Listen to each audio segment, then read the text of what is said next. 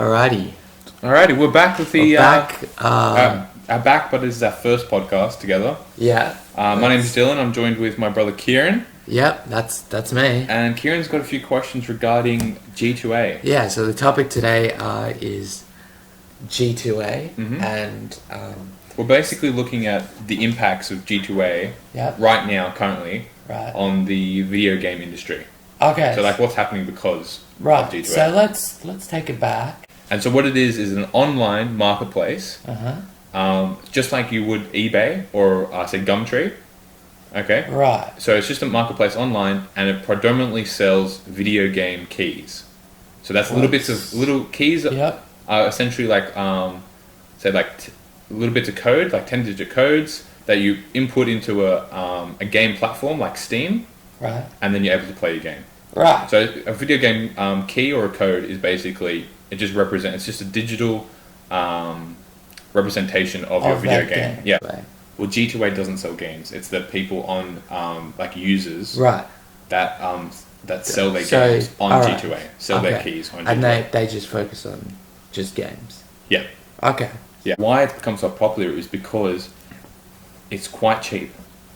The games on there are quite cheap. Now, the games are still AAA games, just like you would buy, say, on Uplay or Steam, or even developer publishing, like their sites, like if you go on the internet and you look them up and you buy directly from them, they tend to be a lot cheaper than what they're coming at from the people that make the games, the publishers. So is this kind of like legal? Like, is G2A? Are you legally selling you video games? Yeah. Because they're so cheap. And there was a clear line between two kind of thoughts. So it was black and white, basically. It was either you were pro or you were for it, right? Oh, so there wasn't like, I'm for this, but also these are some negatives, or they were just like... No. And I also looked this up on some YouTube videos on like what some content creators' thoughts were, that people that use the games and publish their video games on gameplay online. Yeah. And some of them were dead against G2A, and some of them saw some of the good things G2A was able to provide the community with. Right. And we'll jump into that in just a sec as well. But also, I looked at the YouTube comment section for those videos as well, and again, it was quite polarizing. Yeah. You asked me whether it was legal, whether this was in terms of piracy. Yeah. Right. So just to put into perspective,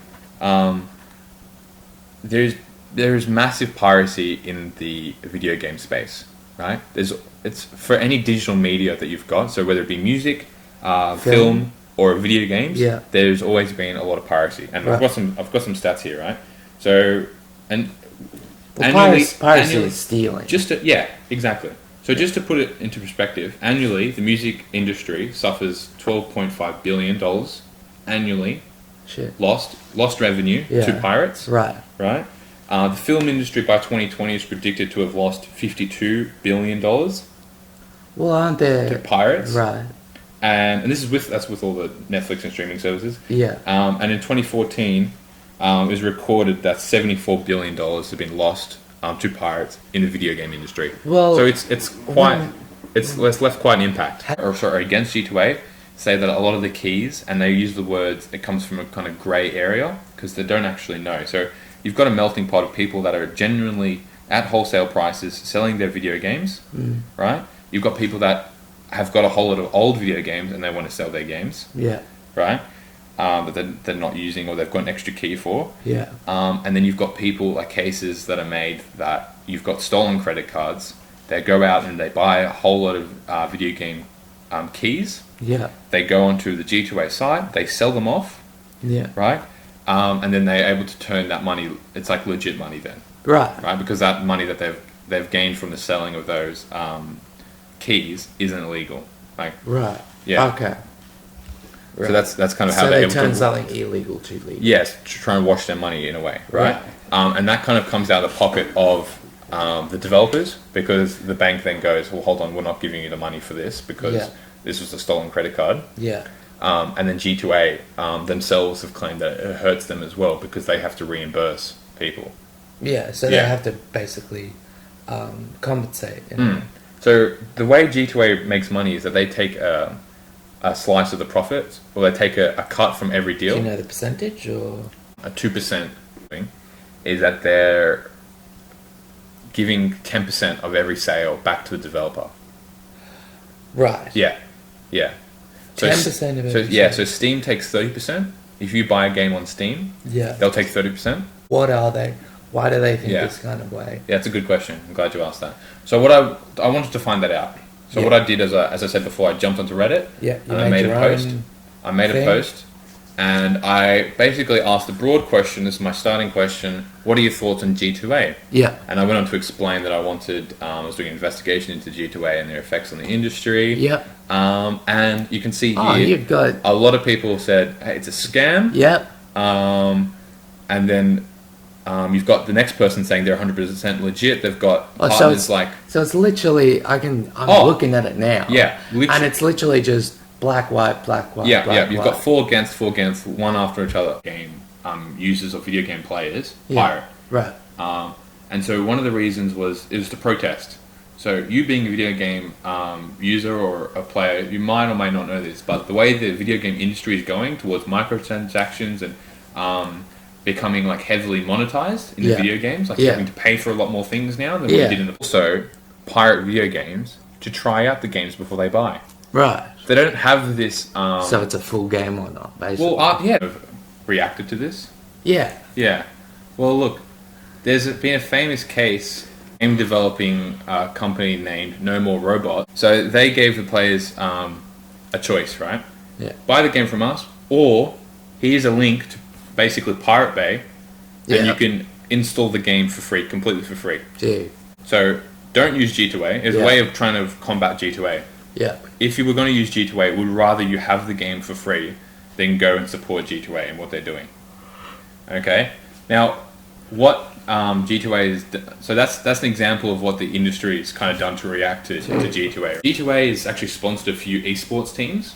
Right. Right? So esports is a massive sporting event, and it's basically for people to play off video games. So you've got teams of people, or you might just have single players, and they're competing in a competition, and it's all online video games. Right. League of Legends, and that's made by really famous. Really big, and that's made by a company called Riot Games. Right. So G2A was actually banned from sponsoring teams back in 2015 in this League of Legends World Cup. Why was that? Well, basically because they were accused of selling, and this did happen, that they were selling accounts, leveled accounts, on League of Legends. It's in breach of their terms of service. Right. Yeah.